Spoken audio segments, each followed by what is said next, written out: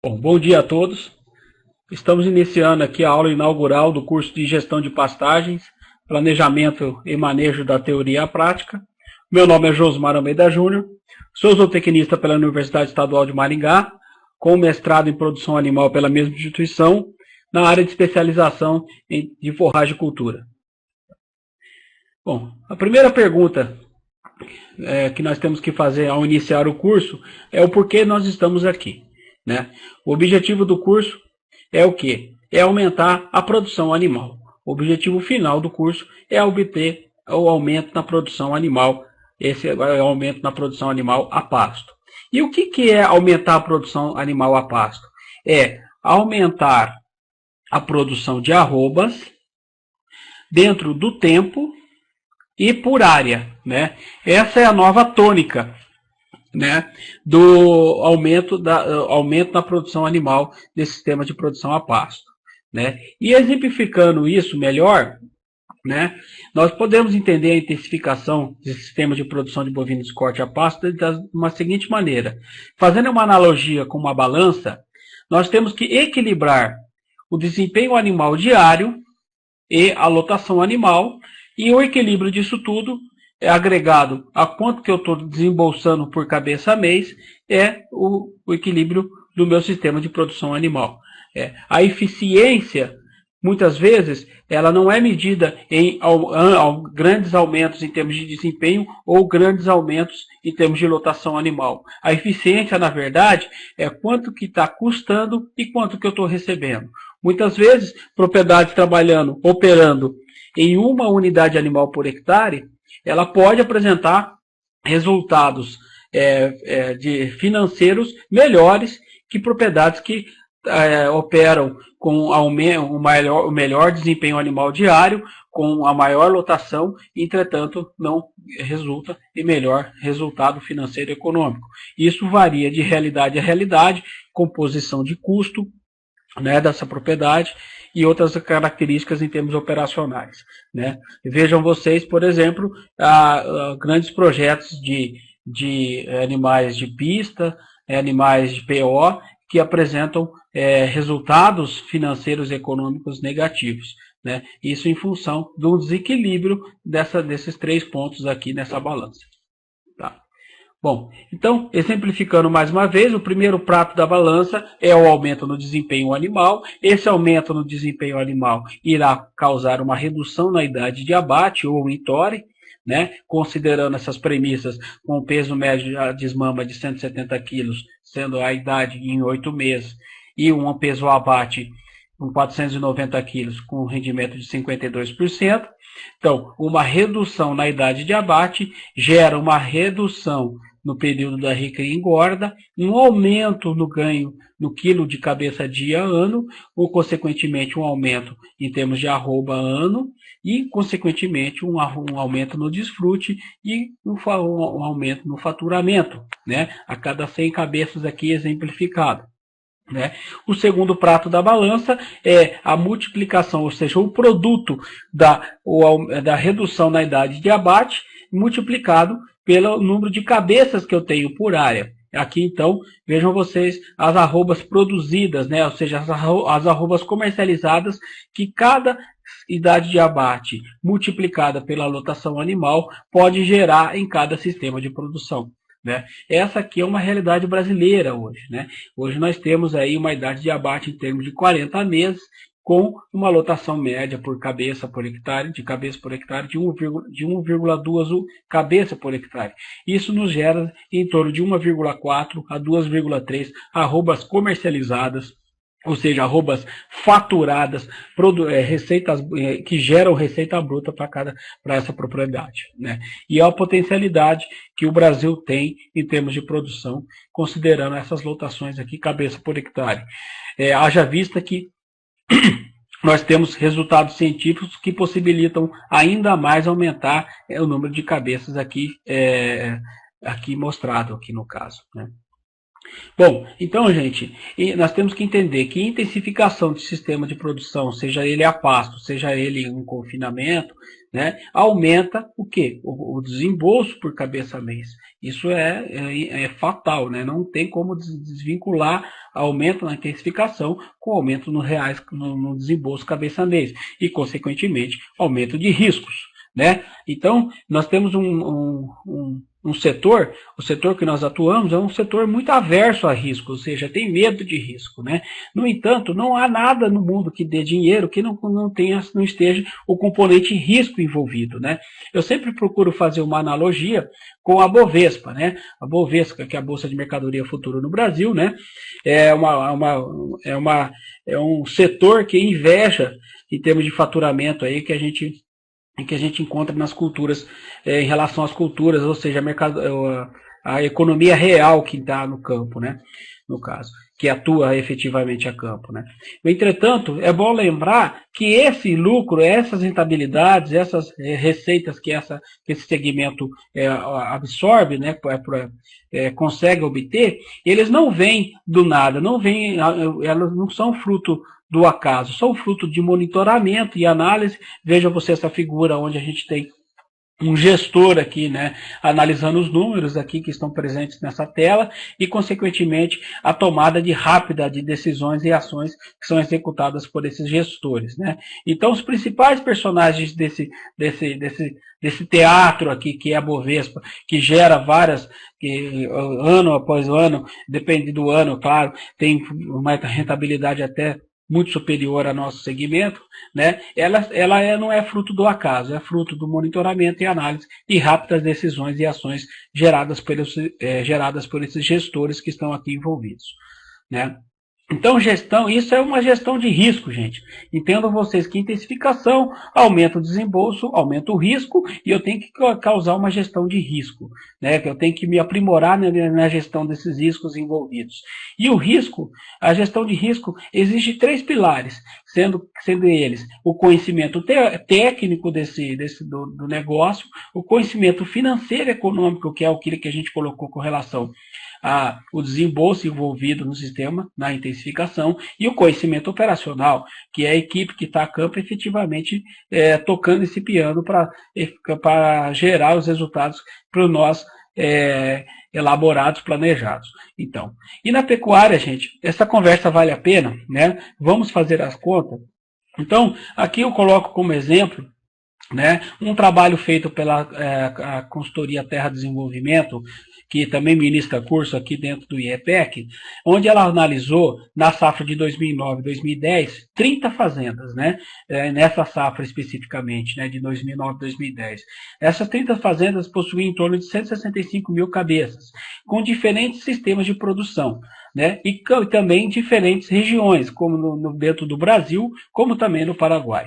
Vejam vocês que esse sistema de produção foi definido da seguinte forma: faz o grupo 1, que era fazendas até 1,1 unidade animal por hectare, o grupo 2 de 1,1 até 1,8 unidade animal por hectare, e o grupo 3, que eram fazendas acima de 1,8 unidade animal por hectare.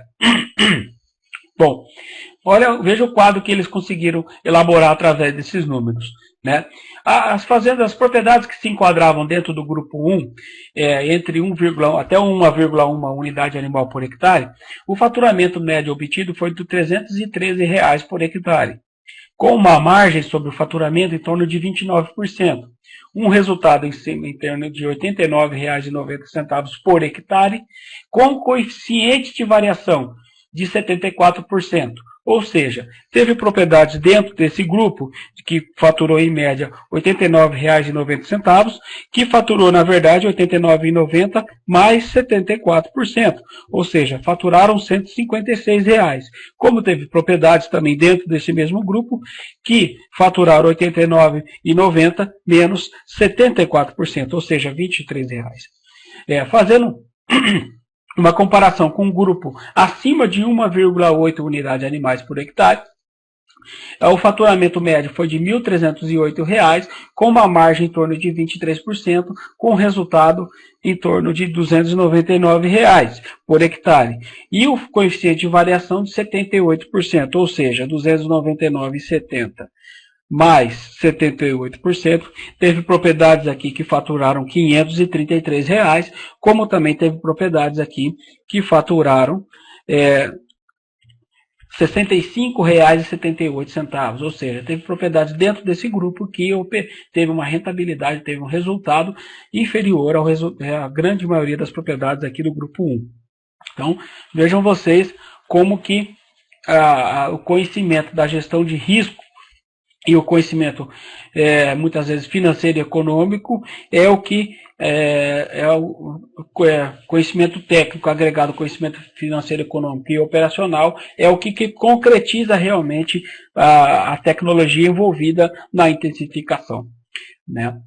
Então, isso nada mais é, gente, que é gestão de gestão, né? Essa gestão, tanto a gestão de pastagem como a gestão dos números envolvidos na empresa pecuária, né? Então eu coloco em termos de pastagem, como é que nós temos que entender a pastagem. Então, por isso que vem a palavra gestão de pastagem. Por quê? O manejo, como eu indago aos participantes do curso, né? É manejo ou gestão de pastagem? Manejo, gente, é uma palavra de origem espanhola que significa gestão e administrar, né? E vejam vocês aí o maior ícone em termos de empresa que atua no ensino de gestão, é FGV, né, que coloca aí management, né, que em inglês significa manejo, né, ou seja, gestão, né, e é uma pedra no sapato não só da gestão de pastagem ou gestão financeira e econômica da propriedade, né, é uma pedra no sapato de qualquer segmento que envolve gestão. Todo segmento cria a necessidade de gestão, de melhor eficiência em gestão. E isso aí não seria diferente em termos de pastagem. Nós também devemos saber gerir adequadamente nossas pastagens, né? Então, daqui para frente, vamos colocar a palavra correta como gestão de pastagem. Não é nada contra a questão, o nome manejo. Manejo é uma forma até muito menos formal, né? Informal a campo de se falar em termos de gestão de pastagens. Entretanto, para nós trazermos a real importância que esse curso tem, a real necessidade que nós temos que ter para a equipe de campo, para a diretoria da empresa, para da empresa pecuária, é entendermos isso como gestão. E gestão não é fácil, gente. Gestão é uma coisa que tem que ser praticada todo dia. Gestão é algo que exige disciplina. Gestão é algo que exige comprometimento. Então vamos trazer a real nome da palavra, que é assim gestão em termos na língua portuguesa, né? Bom, os gestores da década passada, gente, os gestores da década passada se valiam da experiência e a vivência que eles obtinham ali nas propriedades que atuavam, que operavam pecuária, né? Hoje os gestores da atualidade, ele tem que se valer, agregar a ciência, que a ciência nada mais é que a arte de prever o futuro, somado à experiência e à vivência dos gestores da década passada, né? Essa experiência, essa ciência, né? Ela provém do quê? Provém de artigos, teses e dissertações que a Embrapa e instituições de pesquisas, como também universidades, trazem para o nosso conhecimento, né, no caso, né? E nós temos que se valer disso, nós temos que se diferenciar daquilo que hoje está atualmente no campo, que infelizmente não é um resultado interessante perante as nossas potencialidades, como vai ser conversado um pouco mais à frente, né? Então aqui é o resultado da gestão de pastagem praticada no Brasil até o momento, né? Aí eu coloco que a gestão de pastagem no Brasil tem tudo para dar certo, considerando as nossas condições edafoclimáticas, considerando as espécies que nós temos em mãos, né? O cardápio de espécies de pastagem que nós podemos trabalhar no Brasil, né? Nós temos tudo para dar certo. Entretanto, mais de 50% das pastagens no Brasil estão degradadas, né? Ou em processo de degradação. E com baixas produtividades perante as nossas potencialidades, né? Então, aqui tem um quadro do professor Macedo, do pesquisador Macedo, da Embrapa de Campo Grande, mostrando uma figura, mostrando caracterizando, né, o que seria o processo de degradação, onde ele classifica 3 fases que vão se reduzindo, né, no caso, até o processo de degradação do solo efetivamente física, em degradação física, que é a erosão e compactação, mas a primeira fase é a fase de manutenção, que é a fase produtiva, e depois ela vai perdendo, o solo vai perdendo nitrogênio, vai perdendo vigor de rebrote, vai perdendo nitrogênio e fósforo, vai caindo produtividade, e até os processos erosivos aqui, que aqui estão nas figuras, né, no caso. Essa é a figura que representa o que eu acredito que representa melhor o processo de degradação das pastagens, né?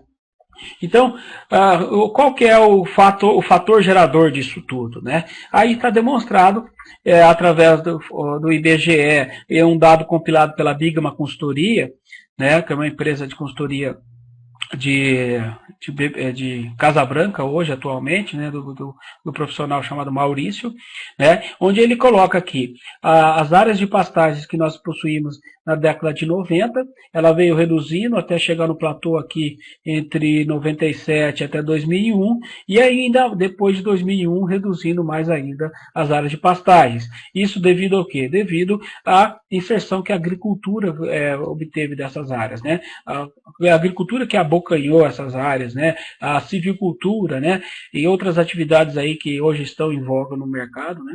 Que foram absorvendo essas áreas. Entretanto, houve um aumento no rebanho bovino brasileiro, de 1990 até aqui a última data, 2009, houve um aumento do rebanho bovino brasileiro, como também houve um aumento, uma redução nas áreas de pastagem. Consequentemente, nós temos aqui uma lotação saindo de patamares aqui na década de 90 de 0,8 cabeça por hectare, e aqui nós estamos hoje com 1,2 cabeça por hectare, né?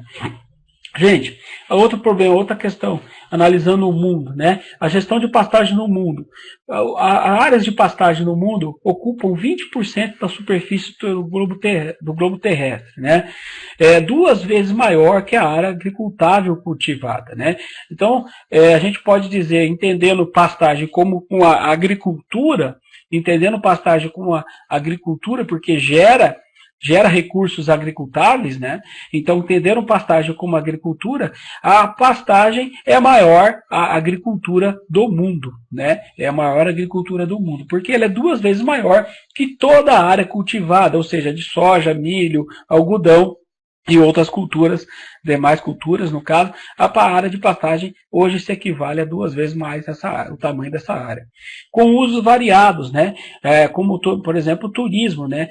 Se nós entendemos os parques na África como parques que geram animais para contemplação, né, observação, como também caça. Esses animais dependem daqueles animais que são os herbívoros, e os herbívoros necessitam de pastagem. Então nós temos que entender essa pastagem como também um fator gerador de turismo, né, de recursos na área de entretenimento, que é o turismo. Na Índia, por exemplo, o esterco bovino é utilizado como combustível, né, como fogo, né, para aquecer as residências ali presentes, né. As pastagens do mundo são utilizadas de diferentes maneiras, né, método rotacionado, o método nômade, como por exemplo algumas tribos que existem na África, como os Maasai, como vai ser detalhado um pouco mais à frente, né. E as áreas de pastagem degradadas no mundo, gente, 680 milhões de hectares. É 5 vezes maior que a área cultivada de soja, milho e algodão dos Estados Unidos. Então vejam vocês que esse problema não é só nosso, é um problema mundial, né? E em relação à comparação disso com o Brasil, comparação desse quadro de degradação com o Brasil, eu coloco aí que está ruim, mas está bom.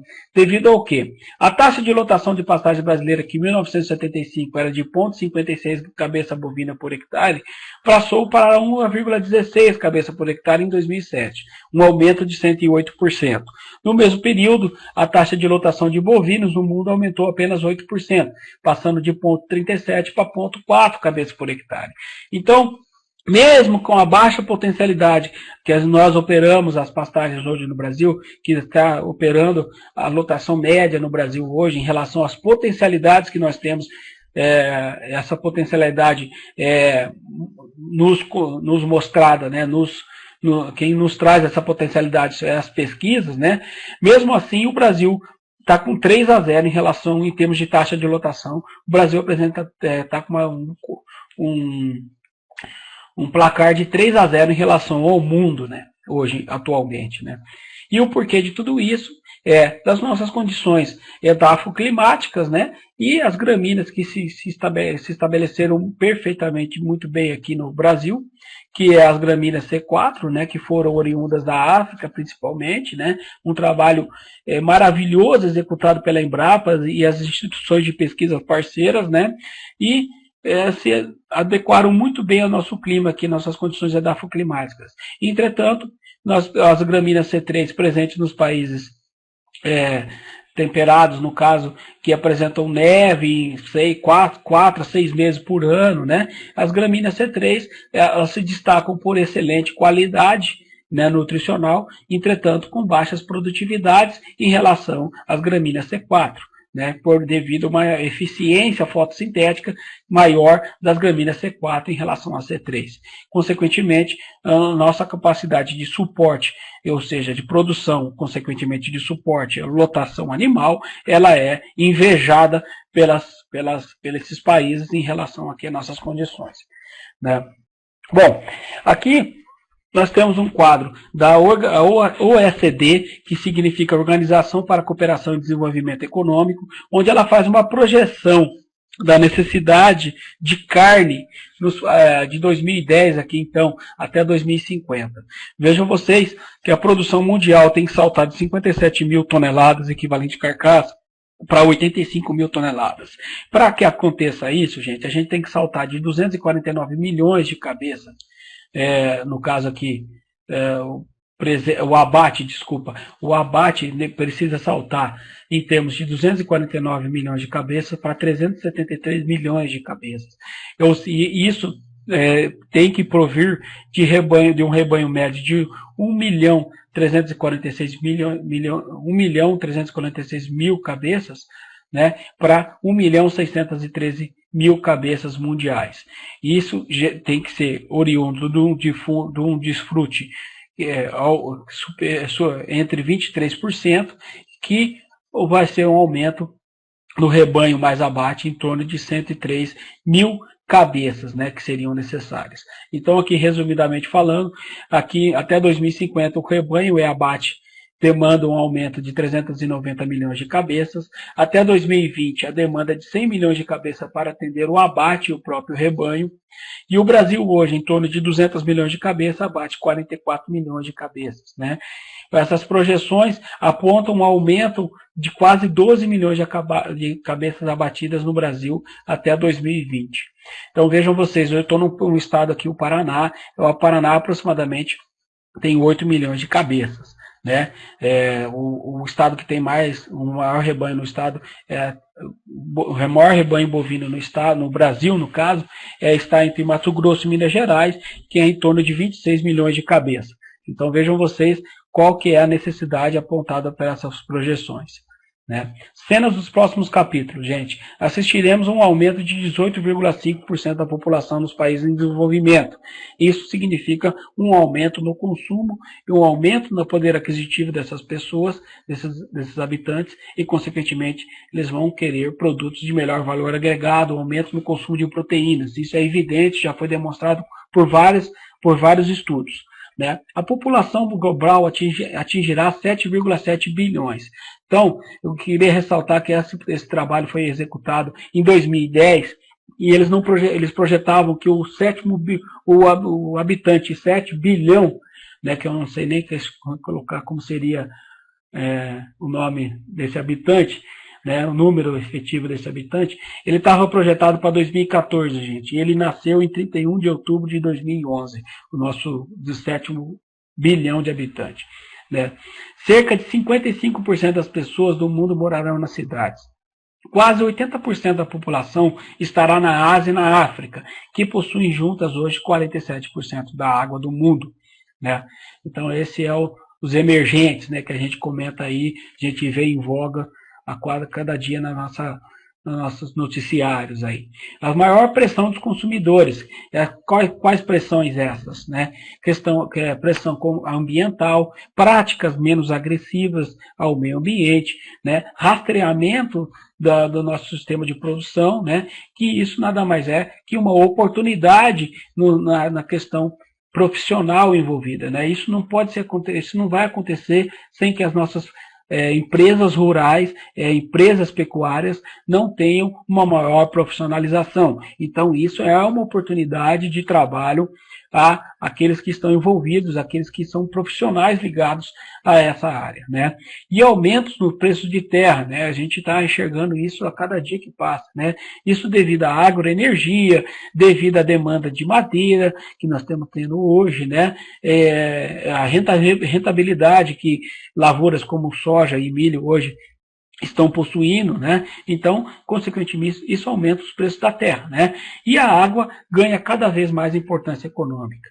Além do que, gente, a gente tem que se debater diariamente com figuras como essa, como Greenpeace, como atores globais aí vestindo a camisa dessas ONGs, né, que estão, e eles têm caminho direto com os nossos governantes aqui, né, eles têm caminho aberto, né, com os nossos governantes, né, então essas pressões vão tornar o quê, né, vão tornar que nós temos que nos profissionalizar, nós temos que o setor pecuário tem que se organizar como um setor que consiga se proteger dessas falácias que aqui estão ressaltadas, né? Aqui mais um exemplo, né? Uma plaga, um outdoor, como se diz, né? Uma faixa aqui mostrando que esses bovinos foram apreendidos em áreas embargadas, ou seja, isso aqui na Amazônia, né, esses bovinos presentes aqui na Amazônia, comunidades como essa aqui, a Maasai, que existe até um capim no Brasil que tem o nome em homenagem a essa tribo, né, que eles estão há milhares de anos no mundo vivendo em função da pecuária, e isso não tem como hoje eles continuar vivendo sem essa fonte de receita, essa fonte de vivência aqui no caso, né? Então são comunidades que não podem ser desprezadas, né? A nossa presidente aí estabelecendo laços comerciais com a China, com a Índia e outros países aí que são emergentes, que vão comprar carne, de alguma forma ou outra vão precisar comprar carne, né? E isso vai mexer nessa estrutura aqui, que é a estrutura de oferta e demanda, né? Essa figura eu acho muito interessante, que onde que a gente tem a oferta e a demanda, a inserção, né? A junção entre esses dois fenômenos aqui, que é oferta e demanda, que gera a precificação de ativos, inflação e deflação, né? Ou seja, quanto maior a oferta e menor a demanda, a gente tem um preço menor do nosso produto. Quanto menor a oferta e maior a demanda, né, no caso, quanto menor a oferta e maior a demanda, a gente tem uma precificação maior do nosso produto. Então nós temos que entender, o nosso setor tem que entender como é que essa figura hoje se encontra, né? E isso a oferta vem de uma atividade da indústria, de variações nos estoques dessas indústrias, na venda de embalagens também que está envolvida com a relação da oferta, e investimentos que são feitos nesse setor, né? E a demanda, ela é oriunda de emprego e renda, confiança do consumidor, um fator hoje que está em voga, a gente escuta diariamente ações de vaca louca, febre aftosa, né? Esses aspectos sanitários da pecuária tem que ser muito bem gerido, né? A questão de oferta de crédito, com a taxa de juros e câmbio, né? Isso estabelece uma demanda. Ver isso o que a gente está passando hoje aqui no Brasil, né? E a outra coisa, então, resumidamente, a gente não tem para onde fugir. Nós precisamos aumentar a nossa produção de animal a pasto. Nós precisamos produzir mais pastagens. Independente do sistema de produção, se a recria engorda vai ser em confinamento, nós temos que lembrar que a vaca não pode ficar em confinamento.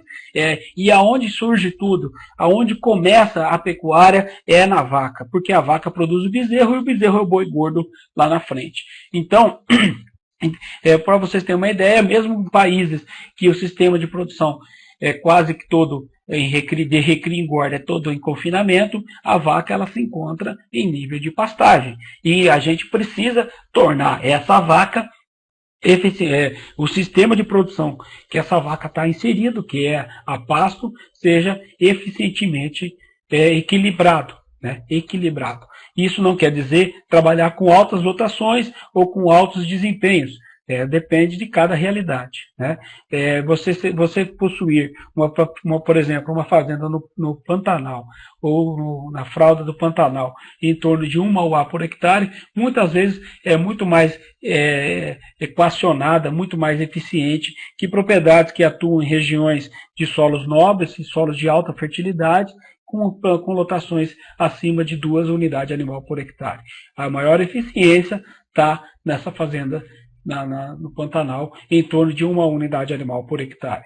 Então, não temos para onde fugir, gente. E aí, o resumo, mais uma vez, nós temos que proteger dessas falácias que acontecem, desses sensacionalismos que acontecem, né? E aí tem uma pesquisa onde que provou, né, que é o resultado até mesmo da Embrapa, juntamente com outros órgãos de pesquisa, que trazendo que a quantidade de carbono armazenado pelas pastagens em relação ao que é eficientemente demandado ao sistema, ou seja, ao meio ambiente, ela é muito menor. Essa balança, né, é muito mais a pecuária bem conduzida, a pecuária bem gerida, ela absorve mais carbono da atmosfera do que ela realmente emite. Né? Isso foi um sensacionalismo causado por um órgão chamado IPCC, um órgão inglês, que comentou que publicou cientificamente, erroneamente cientificamente, um trabalho errôneo em termos científicos, onde ele atribuía que a pecuária ela emite mais carbono para o meio ambiente do que ela realmente consegue introduzir, absorver carbono no ambiente. Entretanto, isso está caindo, já está cientificamente comprovado que a pecuária bem gerida, a gestão de pastagem bem executada, ela absorve mais carbono do que ela realmente emite ao meio ambiente. Então, vamos nos informar, vamos ser gestor da década moderna, né, e saber dos novos trabalhos científicos que comprovam isso de uma forma idônea, uma forma sensata. Né? Bom, gente, esse era a aula inaugural. Convido a todos a participarem do nosso treinamento. Né? Esse treinamento resume um pouco das 12 anos de vivência a campo, né? Trabalhando com o sistema de produção a pasto, né? Da minha experiência, da experiência da empresa Tecnopasto, né? da minha empresa. E eu convido a todos a participarem desse treinamento, que é o terceiro treinamento já, com média já 200 pessoas já realizaram esse treinamento, e muitos deles já estão executando também essas técnicas que são ministradas no treinamento, e a gente troca informações com esse pessoal. O pessoal está bem contente com as ferramentas que a gente dispõe nesse treinamento. Obrigado a todos pela participação e participem do curso.